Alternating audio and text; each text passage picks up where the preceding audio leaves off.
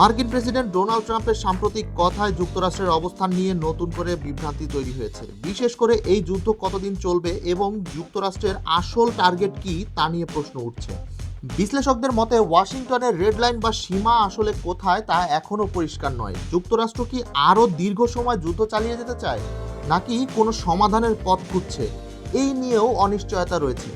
এছাড়া যুক্তরাষ্ট্র ও ইসরায়েলের মধ্যে কতটা সমন্বয় রয়েছে সেটাও এখন প্রশ্নের মুখে। অভিযোগ আছে যুক্তরাষ্ট্রের সামরিক কৌশল অনেকটাই ইসরায়েলের পরিকল্পনার ওপর নির্ভর করছে।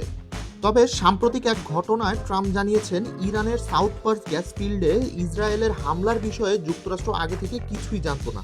এদিকে এই বিভ্রান্তির মধ্যে বৃহস্পতিবার স্থানীয় সময় সকালে পেন্টাগনে একটি গুরুত্বপূর্ণ ব্রিফিংয়ের সিদ্ধান্ত হয়।